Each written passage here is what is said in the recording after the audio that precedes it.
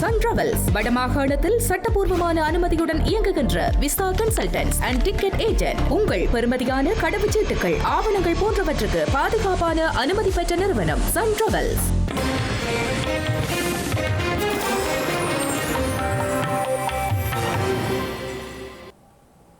வணக்கம்.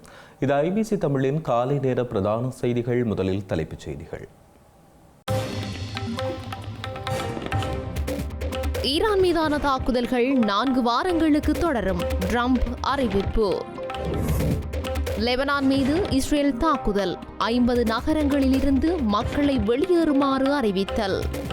ஈரானிற்கு எச்சரிக்கை விடுத்த வளைகுடா ஒத்துழைப்பு ஆணைக்குழு, இறையாண்மையை மீறுவதாகவும் விசனம்.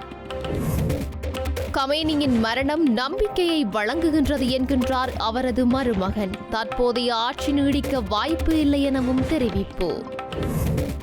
இலங்கையில் எரிபொருளை சேமித்து வைப்பதை தவிர்க்குமாறு காவல்துறை அறிவுறுத்தல், கலன்களில் விநியோகிப்பதை தவிர்க்குமாறும் கோரிக்கை. மத்திய கிழக்கில் தொடரும் பதற்றம், சுற்றுலா பயணிகள் மற்றும் புலம்பெயர் தொழிலாளர்கள் தொடர்பில் ஸ்ரீலங்கா அரசாங்கம் ஆராய்வு. இனி தொடர்பது விரிவான செய்திகள். அனைத்து இலக்குகளையும் அடையும் வரையில் ஈரான் மீது தாக்குதல்கள் தொடரும் என அமெரிக்க ஜனாதிபதி டொனால்ட் ட்ரம்ப் தெரிவித்துள்ளார். அதே நேரம் ஈரானுக்கு எதிரான ராணுவ நடவடிக்கை 4 வாரங்கள் வரை நீடிக்கும் என்றும் அமெரிக்க ஜனாதிபதி கூறியுள்ளார். ஈரான் மீதான தாக்குதல்களினால் அமெரிக்க படைகளுக்கு மேலும் உயிரிழப்புகள் ஏற்படக்கூடும் என ஜனாதிபதி டொனால்ட் ட்ரம்ப் தெரிவித்துள்ளார்.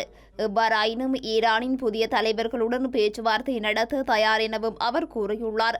அந்த பேச்சுவார்த்தைகள் மிக விரைவாக நடத்தப்பட வேண்டும் எனவும் அவர் வலியுறுத்தியுள்ளார். மேலும் ட்ரம்ப் ஈரானிய மக்களை இஸ்லாமிய குடியரசுக்கு எதிராக எழுச்சி வருமாறு அழைப்பு விடுத்துள்ளார். சுதந்திரத்திற்காக எங்கும் அனைத்து ஈரானிய தேசபக்தர்களும் இந்த தருணத்தை பயன்படுத்திக் கொள்ளுமாறும் அவர் கேட்டுக் கொண்டுள்ளார். தைரியமாக இருங்கள், வீரமாக இருங்கள், உங்கள் நாட்டை மீண்டும் கைப்பற்றுங்கள், அமெரிக்கா உங்களுடன் உள்ளது என்றும் அவர் தெரிவித்துள்ளார். இதனிடையே ஈரானுக்கு எதிராக அமெரிக்கா தொடங்கியுள்ள போர் நடவடிக்கையில் அமெரிக்க வீரர்கள் 3 பேர் கொல்லப்பட்டதாகவும் 5 வீரர்கள் படுகாயம் அடைந்துள்ளதாகவும் தெரிவிக்கப்பட்டுள்ளது. அத்துடன் ஈரான் மீதான தாக்குதல்கள் மற்றும் பதிலடி நடவடிக்கைகள் தொடர்ந்தும் வருகின்றதாகவும் அமெரிக்க ராணுவம் தெரிவித்துள்ளது. மேலும் ஆபிரகாம் லிங்கன் போர்க்கப்பல் மீது ஈரான் தாக்குதல் நடத்தியதாக தெரிவிக்கப்படும் கருத்தை அமெரிக்கா மறுத்துள்ளது. ஹிஸ்புல்லா அமைப்புக்கு எதிராக இஸ்ரேல் லெபனானில் தாக்குதல்களை நடத்தி வரும் நிலையில் 2 தரப்புக்கும் இடையில் பரஸ்பர துப்பாக்கிச் சூடு இடம்பெற்றுள்ளது. இஸ்ரேல் மீது ஹிஸ்புல்லா அமைப்பு தாக்குதல் நடத்திய நிலையில் இஸ்ரேல் லெபனான் தலைநகர் பெய்ரூட்டில் பதில் தாக்குதல் நடத்தியுள்ளது. இந்த நிலையில் லெபனானில் உள்ள 50க்கும் மேற்பட்ட நகரங்கள் மற்றும் கிராமங்களில் வசிக்கும் மக்களை வெளியேறுமாறு இஸ்ரேல் அறிவித்துள்ள நிலையில் மக்கள் வீடுகளை விட்டு வெளியேறி வருகின்றனர். இதனால் பெய்ரூட் மற்றும் சிடோனில் போக்குவரத்து நெரிசல்கள் ஏற்பட்டுள்ளதுடன் வீடுகளை விட்டு வெளியேறி 1000 மீட்டர் தொலைவில் உள்ள திறந்தவெளி பகுதிகளுக்கு செல்லுமாறும் அறிவித்தல் விடுக்கப்பட்டுள்ளது. லெபனான் தலைநகர் பெய்ரூட்டில் தொடர்ச்சியான குண்டுவெடிப்பு சத்தங்கள் கேட்டதாக சர்வதேச ஊடகங்கள் செய்தி வெளியிட்டுள்ளன. வடக்கு இஸ்ரேல் மீது ஈரான் ஆதரவு பெற்ற ஹிஸ்புல்லா அமைப்பு ஏவுகணை தாக்குதல் நடத்தியதை அடுத்து அந்த அமைப்பின் இலக்குகள் மீது இஸ்ரேலிய ராணுவம் தாக்குதல்களை நடத்தியுள்ளது. ஈரானின் உச்ச தலைவர் அயதுல்லா அலி கமேனி கொல்லப்பட்டதற்கு பழிவாங்கும் நடவடிக்கையாகவே வடக்கு இஸ்ரேல் மீது தாக்குதல் நடத்தியதாக ஹிஸ்புல்லா அமைப்பு தனது அறிக்கையில் தெரிவித்துள்ளது. மேலும் இதனை ஒரு சட்டப்பூர்வமான தற்காப்பு நடவடிக்கை என்றும் அது குறிப்பிட்டுள்ளது. வடக்கு இஸ்ரேலில் உள்ள ஏவுகணை தடுப்பு தளம் ஒன்றின் மீது துல்லியமான ஏவுகணைகள் மற்றும் ஆளில்லா விமானம் மூலம் தாக்குதல் நடத்தியதாக ஹிஸ்புல்லா அமைப்பு கூறியுள்ளது. இதற்கு பதிலடியாக தாங்களும் தாக்குதல்களை தொடங்கியுள்ளதை இஸ்ரேலிய ராணுவம் உறுதிப்படுத்தியுள்ளது. இந்த யுத்தத்தில் இணைய ஹிஸ்புல்லா அமைப்பு எடுத்துள்ள முடிவுக்கு எதிராக தாங்கள் செயற்படுவதாகவும் இஸ்ரேல் நாட்டுக்கு அச்சுறுத்தலாகவும் வடக்கு இஸ்ரேல் பொதுமக்களுக்கு பாதிப்பை ஏற்படுத்துவதாகவும் ஹிஸ்புல்லா அமைப்பு இருக்க அனுமதிக்கப் போவதில்லை என்றும் இஸ்ரேல் தெரிவித்துள்ளது. ஈரானின் தாக்குதல்களுக்கு தகுந்த பதிலடி கொடுக்கப்படும் என்று வளைகுடா ஒத்துழைப்பு ஆணைக்குழு கூட்டறிக்கை வெளியிட்டுள்ளது. ஈரானிய தாக்குதல்களால் ஏற்பட்ட சேதம் குறித்து விவாதிக்க வளைகுடா நாடுகளின் ஒத்துழைப்பு ஆணைக்குழு கூட்டம் நடைபெற்றது. ஐக்கிய அரபு Emirates, Bahrain, Saudi Arabia, Oman, Qatar மற்றும் குவைத் ஆகியவற்றை கொண்ட இந்த அமைப்பு ஈரானின் தாக்குதல்களை கண்டித்துள்ளது. தங்கள் இறையாண்மை மற்றும் சர்வதேச சட்டத்தை ஈரான் மீறுவதாக அந்த அமைப்பு குற்றம் சாட்டியுள்ளது. தாக்குதல்களை நிறுத்துமாறு ஈரானை கேட்டுக் கொண்டுள்ள அந்த அமைப்பு பேச்சுவார்த்தையின் முக்கியத்துவத்தையும் வலியுறுத்தியுள்ளது. தங்கள் பாதுகாப்பை உறுதிப்படுத்த தேவையான அனைத்து நடவடிக்கைகளும் எடுக்கப்படும் என்றும் ஈரானை வளைகுடா ஒத்துழைப்பு ஆணைக்குழு எச்சரித்துள்ளது. ஈரானின் 9 கடற்படை கப்பல்களை அழித்துள்ளதாகவும் எஞ்சியவையும் விரைவில் கடலின் அடியில் மிதக்கும் எனவும் அமெரிக்க ஜனாதிபதி டொனால்ட் ட்ரம்ப் தெரிவித்துள்ளார். அதே நேரம் ஹார்முஸ் ஜலசந்தி பகுதியில் ஈரானின் தாக்குதல்களில் 3 கப்பல்கள் தாக்கப்பட்டதாக கடல்சார் பாதுகாப்பு அமைப்புகள் தெரிவித்துள்ளன. அமெரிக்க ராணுவம் ஈரானின் 9 கடற்படை கப்பல்களை மூழ்கடித்ததுடன் ஈரான் கடற்படை தலைமையகத்தையும் பெருமளவில் சேதப்படுத்தியுள்ளதாக அமெரிக்க ஜனாதிபதி டொனால்ட் ட்ரம்ப் தெரிவித்துள்ளார். ஈரானின் 9 கடற்படை கப்பல்களை தாம் அழித்துள்ளதாகவும் அவற்றில் சில பெரியதும் முக்கியமானதுமான கப்பல்களாகும் எனவும் டொனால்ட் ட்ரம்ப் தனது ட்ரூத் சோசியல் சமூக வலைதளத்தில் குறிப்பிட்டுள்ளார். மீதமுள்ளவற்றையும் தாம் இலக்காக கொண்டுள்ளோம் எனவும் அவை விரைவில் கடலின் அடியில் மிதக்கும் எனவும் அவர் குறிப்பிட்டுள்ளார். ராணுவ உபகரண இழப்புகளை தவிர அமெரிக்கா இஸ்ரேல் கூட்டு தாக்குதல்களில் குறைந்தது 48 ஈரான் தலைவர்கள் உயிரிழந்துள்ளதாகவும் இந்த நடவடிக்கை மிகவும் நேர்மறையானது என்றும் ட்ரம்ப் குறிப்பிட்டுள்ளார். இஸ்லாமிய குடியரசின் தலைமைத்துவத்தை அகற்றவும் அதன் ராணுவத்தை அழிக்கவும் ஆரம்பிக்கப்பட்ட இந்த போர் முழுமையான வெற்றியடைந்துள்ளதாகவும் அவர் தெரிவித்துள்ளார். இதேவேளை ஹார்முஸ் ஜலசந்தி பகுதியில் 3 கப்பல்கள் தாக்கப்பட்டதாக கடல்சார் பாதுகாப்பு அமைப்புகள் தெரிவித்துள்ளன. ஓமான் கடற்கரைக்கு அருகிலிருந்து ஒரு கப்பல் அறியப்படாத ஏவுகணை மூலம் நீர்மட்டத்திற்கு மேல் தாக்கப்பட்டது என்றும் ஐக்கிய ராஜ்ய கடல்சார் வர்த்தக மையம் அறிவித்துள்ளது. பின்னர் தீ அணைக்கப்பட்டு பயணம் தொடரப்பட்டதாக ஐக்கிய ராஜ்ய கடல்சார் வர்த்தக அமைப்பு தெரிவித்துள்ளது. தாக்கப்பட்ட 2வது கப்பல் ஐக்கிய அரபு எமிரேட்ஸ் நாட்டின் மினாசர் துறைமுகத்திற்கு வடமேற்கே சுமார் 17 கடல் மைல் தொலைவில் இருந்ததாகவும் தனியார் கடல்சார் பாதுகாப்பு நிறுவனம் தெரிவித்துள்ளது. பின்னர் சார்ஜா நகரத்திற்கு மேற்கே 35 கடல் மைல் தொலைவில் மற்றொரு ஏவுகணை கப்பலுக்கு அருகில் வெடித்ததாகவும் அனைத்து பணியாளர்களும் பாதுகாப்பாக உள்ளதாகவும் ஐக்கிய ராஜ்ய கடல்சார் வர்த்தக மையம் தெரிவித்துள்ளது. ஈரானின் தொடர்ச்சியான மற்றும் இதுவரை இல்லாத வளைகுடா தாக்குதல்கள் மத்திய கிழக்கு பகுதியில் பெரும் மோதல் உருவாகும் அபாயத்தை அதிகரித்துள்ளது. அத்துடன் ஐக்கிய அரபு எமிரேட்ஸ் தலைநகர் அபுதாபியில் உள்ள இஸ்ரேல் தூதரகம் உட்பட பல வெளிநாட்டு தூதரகங்கள் அமைந்துள்ள கட்டட தொகுதியும் இலக்காக கொண்டு தாக்கப்பட்டதாக தெரிவிக்கப்பட்டுள்ளது. அமெரிக்காவும் இஸ்ரேலும் ஈரான் மீது தாக்குதல் நடத்தியதை தொடர்ந்து உலகளாவிய ரீதியில் எண்ணெயின் விலைகள் உயர்வடைந்துள்ளன. ஆசியாவில் இன்று திங்கட்கிழமை காலை எரிபொருள் சந்தையில் கச்சா எண்ணெய் மற்றும் நெபிக்ஸ் லைட் ஸ்வீட் எண்ணெய் இரண்டும் 10% உயர்வடைந்துள்ளன.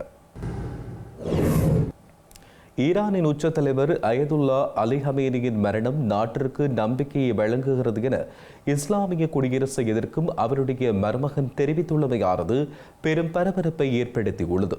கமேனி உயிரிழந்ததை அடுத்து தற்போதைய ஆட்சி நீடிப்பதற்கான வாய்ப்பு குறைவாக இருப்பதாக பிரான்சில் வசிக்கும் அவர் குறிப்பிட்டுள்ளார். ஈரானின் உச்ச தலைவர் அலி கமேனியின் மரணம் நாட்டிற்கு நம்பிக்கை வழங்குகிறது என இஸ்லாமிய குடியரசை எதிர்க்கும் பிரான்சில் வசிக்கும் அவரது மருமகன் தெரிவித்துள்ளார். பெரும்பாலான ஈரானியர்களைப் போல தாமும் மகிழ்ச்சியாக உள்ளதாகவும் கமேனியின் சகோதரி ஒருவரின் மகனான மஹ்மூத் மொராத்கானி தெரிவித்துள்ளார். வடக்கு பிரான்சில் உள்ள தனது இல்லத்திலிருந்து தொலைபேசி மூலம் இந்த கருத்தினை தெரிவித்துள்ளதாக சர்வதேச ஊடகங்கள் தெரிவித்துள்ளன. அலி கமேனியின் மரணத்தால் தாம் மிகவும் மகிழ்ச்சி அடைந்துள்ளதாகவும் அவர் குறிப்பிட்டுள்ளார். அதே நேரம் கமேனி உயிரிழந்ததை அடுத்து தற்போதைய ஆட்சி நீடிப்பதற்கான வாய்ப்பு குறைவாக இருப்பதாகவும் அவர் குறிப்பிட்டுள்ளார். இறுதியில் அதிகாரத்தை மக்களிடம் ஒப்படைக்க வேண்டிய நிலை ஈரானில் ஏற்படும் என்றும் அவர் மேலும் தெரிவித்துள்ளமையும் குறிப்பிடத்தக்கது. ஈரானின் முன்னாள் ஜனாதிபதி மஹ்மூத் அஹ்மதி நிஜாட் அமெரிக்கா மற்றும் இஸ்ரேலிய படைகள் இணைந்து நடத்திய தாக்குதலில் உயிரிழந்துள்ளார்.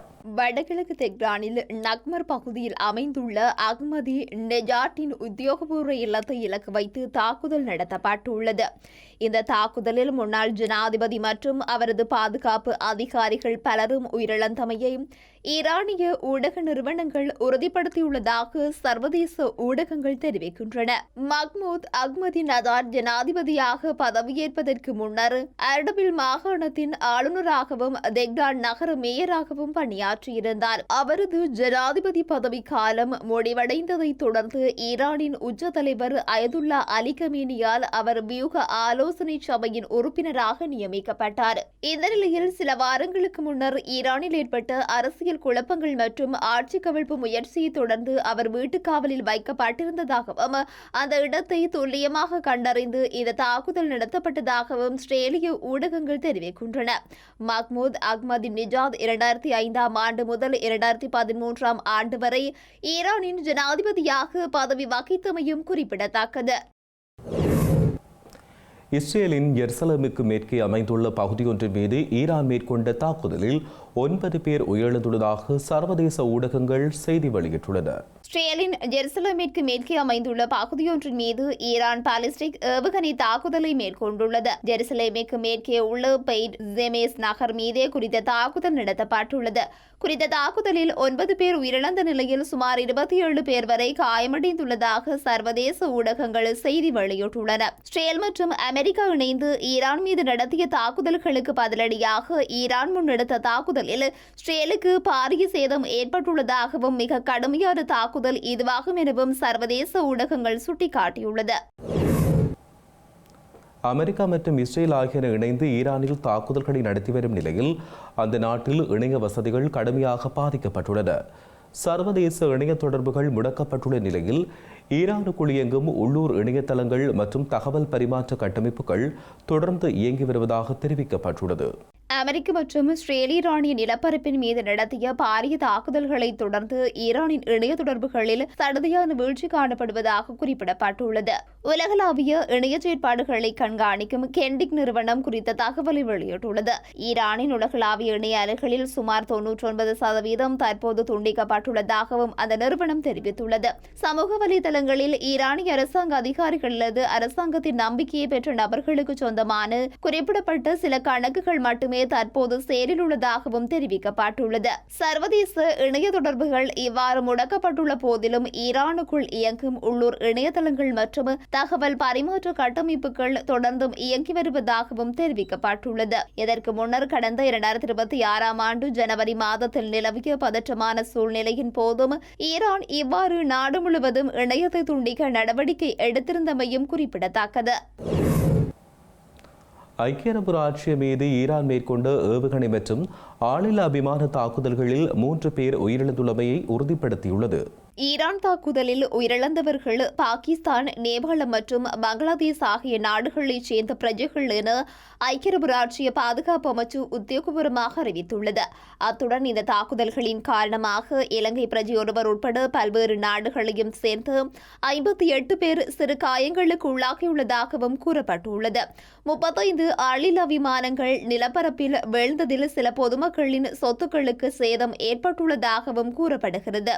எந்தவொரு அச்சுறுத்தலையும் எதிர்கொள்ள தயார் நிலையில் இருப்பதாக தெரிவித்துள்ள ஐக்கிய அரபு ராச்சிய பாதுகாப்பு அமைச்சு நாட்டில் வாழும் குடிமக்கள், புலம்பெயர் குடியிருப்பாளர்கள் மற்றும் பார்வையாளர்களின் பாதுகாப்பிற்கு முதலிடம் வழங்கப்படும் என உறுதியளித்துள்ளது. மத்திய கிழக்கு பிராந்தியத்தில் நிலவுகின்ற போர் காரணமாக இலங்கையில் பொதுமக்கள் எரிபொருளை சேமித்து வைப்பதை தவிர்க்குமாறு ஸ்ரீலங்கா காவல்துறை அறிவுறுத்தியுள்ளது. இலங்கையில் ஒரு மாதத்திற்கும் அதிகமான எரிபொருள் கையிருப்பில் உள்ளதாக இலங்கை பெட்ரோலிய கூட்டுத்தாபனம் உறுதியளித்துள்ளது. எனினும் மக்கள் எரிபொருட்களை பெற்றுக் கொள்வதற்காக வரிசையில் காத்திருக்கின்றனர். இந்த நிலையில் பொதுமக்கள் வீணான அச்சம் கொள்ள தேவையில்லை என ஸ்ரீலங்கா காவல்துறை ஊடகப் பிரிவு விடுத்துள்ள அறிக்கையில் தெரிவிக்கப்பட்டுள்ளது. கலன்கள், போத்தல்கள் அல்லது ஏனைய கொள்கலன்களில் எரிபொருள் விநியோகிப்பதை தவிர்க்குமாறும் அனைத்து எரிபொருள் நிலையங்களுக்கும் அறிவுறுத்தப்பட்டுள்ளதாக அந்த அறிக்கையில் கூறப்பட்டுள்ளது. அத்துடன் கடற்றொழில், விவசாயம் மற்றும் தொழிற்சாலை உள்ளிட்ட அத்தியாவசிய தேவைகளுக்கு மாத்திரம் விதிவிலக்கு அளிக்கப்பட்டுள்ளதாகவும் சட்டவிரோதமான முறையில் எரிபொருளை பாதுகாப்பவர்கள், அதிக விலைக்கு விற்பனை செய்பவர்கள் மற்றும் சமூக வலைதள ஊடாக எரிபொருள் தட்டுப்பாடு குறித்து வதந்திகளை பரப்புபவர்களுக்கு எதிராக கடும் நடவடிக்கை எடுக்கப்படும் எனவும் காவல்துறை எச்சரித்துள்ளது. இதனை நடைமுறைப்படுத்துவதற்கு அனைத்து காவல் நிலையங்களும் எரிபொருள் நிலைய முகாமைத்துவத்தில் இணைந்து கண்காணிப்பு நடவடிக்கைகளை முன்னெடுக்குமாறு அறிவுறுத்தப்பட்டுள்ளது.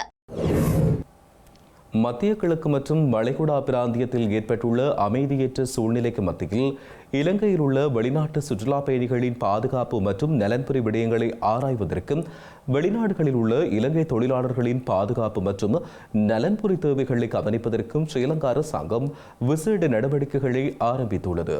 ஸ்ரீலங்கா ஜனாதிபதி அலுவலகத்தில் சுற்றுலாத்துறை பிரதியமைச்சர் ருவன் ரணசிங்க மற்றும் ஜனாதிபதியின் செயலாளர் கலாநிதி நந்திக சனத்குமார் நாயக்க ஆகியோரின் தலைமையில் நேற்று மாலை விசேட கலந்துரையாடல் ஒன்று நடைபெற்றது.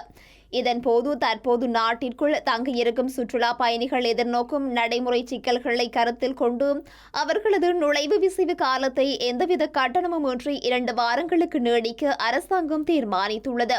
தேவையேற்படின் இதனை மேலும் நீடிப்பது குறித்து பரிசீலிக்கப்படும் எனவும் நாட்டில் தங்கியுள்ள சுற்றுலா பயணிகளுக்கு தேவையான வசதிகளை வழங்கவும் அவர்களின் பாதுகாப்பு மற்றும் நலன்புரி விடயங்களை ஆராயவும் வெளிவிவகார அமைச்சினூடாக அந்தந்த தூதரகங்களுடன் கலந்துரையாடி முறையான வேலை திட்டம் ஒன்றை தயாரிப்பதற்கும் தீர்மானிக்கப்பட்டது.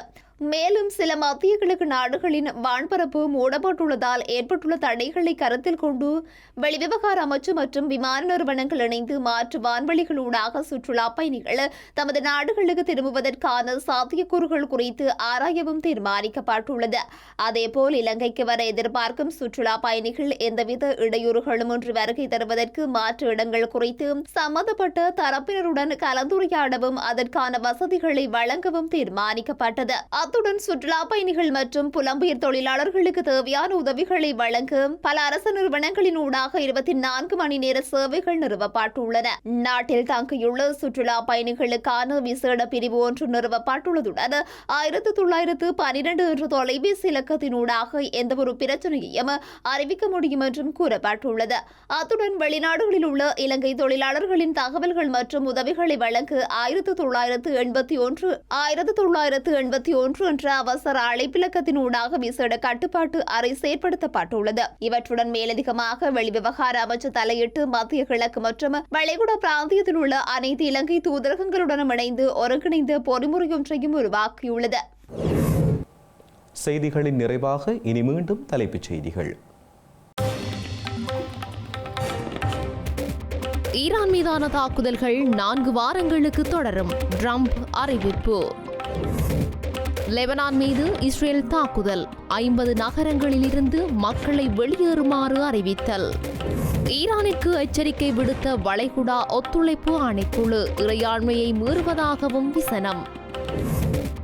கமேனியின் மரணம் நம்பிக்கையை வழங்குகின்றது என்கின்றார் அவரது மருமகன். தற்போதைய ஆட்சி நீடிக்க வாய்ப்பு இல்லை எனவும் தெரிவிப்பு. இலங்கையில் எரிபொருளை சேமித்து வைப்பதை தவிர்க்குமாறு காவல்துறை அறிவுறுத்தல், கலன்களில் விநியோகிப்பதை தவிர்க்குமாறும் கோரிக்கை. மத்திய கிழக்கில் தொடரும் பதற்றம், சுற்றுலா பயணிகள் மற்றும் புலம்பெயர் தொழிலாளர்கள் தொடர்பில் ஸ்ரீலங்கா அரசாங்கம் ஆராய்வு. இத்துடன் ஐபிசி தமிழின் இன்றைய காலை நேர பிரதான செய்திகள் நிறைவடைகின்றன.